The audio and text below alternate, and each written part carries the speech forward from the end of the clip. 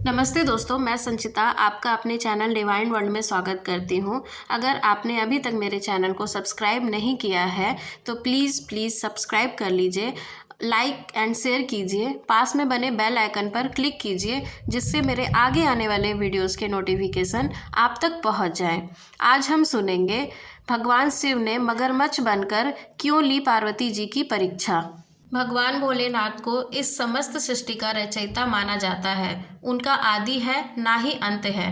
पौराणिक कथाओं के अनुसार भगवान शिव का विवाह पार्वती जी के साथ हुआ था। इस विवाह के लिए पार्वती जी को सैकड़ों वर्ष तक कठोर तपस्या भी करनी पड़ी थी। हिंदू धर्म में सोमवार के दिन का बेहद महत्व माना जाता है। सोमवार का दिन भगवान भोलेनाथ को समर्पित होता है। जो भी व्यक्ति सोमवार के दिन विधि विधान से शिव जी का पूजन और आराधना करता है उसके जीवन के समस्त कष्ट दूर हो जाते हैं। इसके साथ ही जीवन में सुख एवं समृद्धि का वास हो जाता है। भगवान भोलेनाथ को बेहद जल्दी प्रसन्न होने वाले देवता भी माना जाता है। भोलेनाथ का विवाह पार्वती जी के साथ हुआ था। इसके लिए भी पार्वती जी ने सैकड़ों वर्षों तक कठिन तपस्या की थी। तब के बाद एक वक्त ऐसा भी आया था जब पार्वती जी को भगवान शिव की परीक्षा का सामना करना पड़ा था। आइए जानते हैं यह पौराणिक कथा।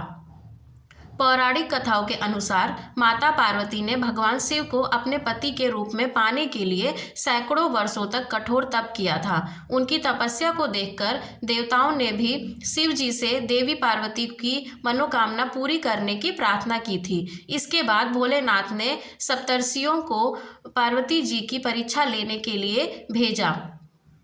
इस परीक्षा के दौरान सप्त ऋषियों ने शिव जी के ढेरों अवगुणों को बताते हुए माता पार्वती जी से शिव जी से विवाह न करने को कहा, लेकिन पार्वती जी अपने निर्णय से टस से मस नहीं हुई। इस पर खुद भोलेनाथ ने माता पार्वती की परीक्षा लेने का निर्णय किया।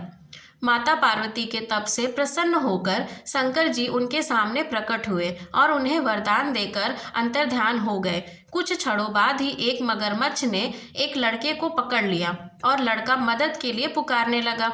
बच्चे की आवाज़ सुनकर पार्वती जी नदी किनारे पहुंची और उनका मन द्रवित हो गया। इस बीच लड़के ने माता पार्वती को देखकर कहा कि मेरी न माँ है न बाप न कोई मित्र ही है, माता आप ही मेरी रक्षा करें। इस पर पार्वती जी ने मगरमच्छ से कहा कि ग्रास इस लड़के को छोड़ दे। इस पर मगरमच्छ ने कहा कि दिन के छठे पहर जो मुझे मिलता है उसे आहार बनाना मेरा नियम है। पार्वती जी की विनती करने पर मगरमच्छ ने लड़के को छोड़ने के बदले में पार्वती जी के तप से प्राप्त वरदान का पुण्य फल मांग लिया। इस पर पार्वती जी तैयार हो गई। मगरमच्छ ने बालक को छोड़ दिया और तेजस्वी बन गया। अपने तप का फल दान करने के बाद पार्वती जी ने बालक को बचा लिया और एक बार फिर भोलेनाथ को प्रसन्न करने के लिए तप करने बैठ गई। इस पर भोलेनाथ दोबारा प्रकट हुए और पूछा कि तुम अब क्यों तप कर रही हो? मैंने तुम्हें पहले ही मन मांगा वरदान दे दिया है। इस पर पार्वती जी ने अपने तप का फल दान करने की बात कही। इस पर शिव जी प्रसन्न होकर बोले, मगरमच्छ और लड़के दोनों के रूप में मैं ही था। मैं ही तुम्हारी परीक्षा ले रहा था कि तुम्हारा चित्त प्राणी मात्र में अपने सुख दुख का अनुभव करता है या नहीं। तुम्हारी परीक्षा लेने के लिए ही मैंने यह लीला रचाई थी। अनेकों रूप में दिखने वाला मैं ही एक सत्य हूँ। अनेक शरीरों में नजर आने वाला मैं ही निर्विकार हूँ। इस तरह पार्वती जी शिव जी की परीक्षा में उत्तीर्ण हुई और उनकी अर्धांगिनी बनी।